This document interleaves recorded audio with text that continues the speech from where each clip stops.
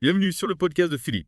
On se retrouve aujourd'hui pour une nouvelle plongée au cœur de l'actualité tech, et plus précisément l'IA française. Ah oui, l'IA française, un sujet qui fait couler beaucoup d'encre en ce moment. Exactement. Et pour cause, on va parler aujourd'hui de Mistral AI. Mistral AI, la start-up qui monte, qui monte. Tout à fait. Mistral AI qui vient d'annoncer un partenariat assez stratégique Partenariat stratégique, vous dites avec qui? avec l'agence France Presse. Rien que ça. Ah oui, quand même, l'AFP. Une pointure de l'information. Mais du coup, qu'est-ce qu'ils vont faire ensemble? Eh bien, c'est ça que ça devient intéressant. Mistral AI, ils sont connus pour leur chatbot. Le chat, vous connaissez? Oui, oui, le chat, on en entend parler partout. Eh bien, figurez-vous que grâce à ce partenariat, le chat va pouvoir accéder aux archives de l'AFP. Aux archives de l'AFP. Oui, vous avez cette énorme base de données avec des millions de dépêches qui remontent jusqu'en 1983. Ah oui, je vois, 38 millions de dépêches si je ne m'abuse. Exactement. C'est une mine d'or d'informations. Et le chat va pouvoir puiser dedans pour se nourrir, en quelque sorte. Tout à fait. L'idée, c'est de donner à le chat accès à des sources d'informations fiables et vérifiées. Pour qu'il puisse répondre aux questions des utilisateurs de manière plus précise, plus factuelle. C'est ça. L'objectif, c'est de faire de le chat un outil encore plus puissant, encore plus utile. En s'appuyant sur le savoir-faire et la crédibilité de l'AFP. Exactement. C'est un pari audacieux, mais qui pourrait s'avérer payant. Absolument. D'autant plus que Mistral AI n'est pas la seule entreprise à miser sur ce genre de partenariat. Pensez à Google et Associated Press. Oui, entre autres. On voit de plus en plus d'entreprises d'IA s'allier avec des médias traditionnels. C'est une tendance de fond. On discute du rapprochement des entreprises en IA avec des sources de données fiables. Exactement. Et ça soulève des questions passionnantes. Ah oui, plein de. Quel impact pour l'avenir de l'information?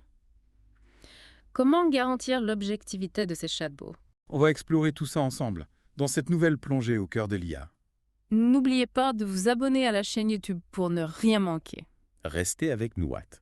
Bon, on a parlé de Mistral AI, de l'AFP, de le chat, mais au final, c'est quoi l'impact pour nous, les utilisateurs? Ah oui, c'est vrai, on s'est un peu emballé avec les aspects techniques. Mais concrètement, qu'est-ce que ça change pour monsieur et madame tout le monde arrête? Eh bien, imaginez un instant. Vous avez une question, n'importe laquelle, sur l'actualité, sur un événement passé, une personnalité. Au lieu d'aller fouiller sur Internet, sur des sites parfois peu fiables, vous demandez à le chat. Et hop, il nous sort la réponse. Comme par magie. Pas comme par magie, non. Mais grâce à l'accès aux archives de l'AFP, le chat va pouvoir puiser dans cette base de données gigantesque pour nous fournir une information précise, sourcée, vérifiée. C'est un peu comme avoir un journaliste à domicile en quelque sorte. Exactement. Un journaliste qui serait disponible 24 heures sur 24, dire 7 jours sur 7, pour répondre à toutes nos questions. C'est assez révolutionnaire quand on y pense. Ça l'est, oui. Mais ça soulève aussi des questions. Ah ouais, forcément. Quelle question, par exemple? Il est... Eh bien, comment garantir l'objectivité de le chat? Comment éviter les biais? On sait que l'IA peut parfois reproduire les biais présents dans les données d'apprentissage. Oui, c'est un vrai danger. Si le chat est nourri avec des informations biaisées, il risque de nous donner des réponses biaisées. Exactement. D'où l'importance du choix du partenaire. L'AFP, dans ce cas précis. Oui, l'AFP, c'est une agence de presse reconnue pour sa neutralité, son sérieux, sa rigueur journalistique. C'est rassurant quelque part. On peut espérer que le chat, en s'appuyant sur les données de l'AFP, sera capable de nous fournir une information objective, équilibrée. C'est l'objectif, en tout cas. Mais il faut rester vigilant. L'IA, c'est un outil puissant, mais qui doit être utilisé avec prudence. La transparence est essentielle, je pense. Les utilisateurs doivent savoir comment fonctionne le chat, d'où viennent les informations qu'il utilise. Tout à fait. Il faut éviter l'effet boîte noire. Les gens doivent pouvoir comprendre comment l'IA arrive à ses conclusions. Et puis, il faut aussi des garde-fous pour éviter les dérives, la manipulation de l'information. Bien sûr. L'objectif, c'est de mettre l'IA au service d'une information plus accessible, plus fiable, plus riche, mais sans jamais sacrifier l'intégrité du journalisme. C'est un défi d'os. Mais ce partenariat entre Mistral AI et l'AFP, c'est un premier pas dans la bonne direction. Oui, c'est un signal fort. Ça montre que l'IA et le journalisme peuvent collaborer, se compléter, pour nous offrir une meilleure compréhension du monde.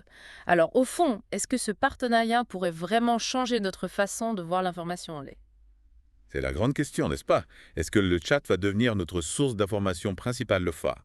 Imaginez, au lieu de naviguer sur Internet, On pose une question à le chat et il nous donne une réponse claire, précise, basée sur des sources fiables. Plus besoin de trier l'information, de vérifier les sources. Le chat s'occupe de tout. Exactement. On pourrait parler d'une révolution dans notre rapport à l'actualité.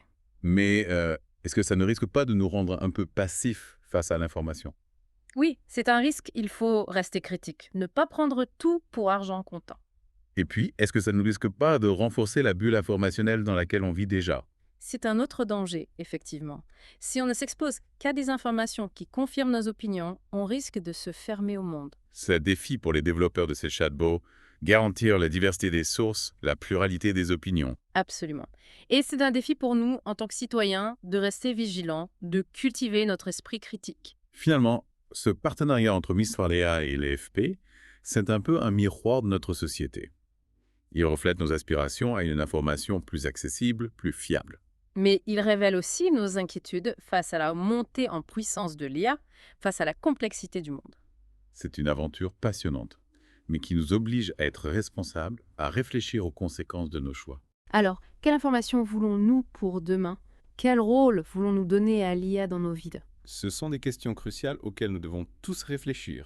En tout cas, merci de m'avoir invité à en discuter avec vous aujourd'hui. Merci à vous pour ces éclaircissements.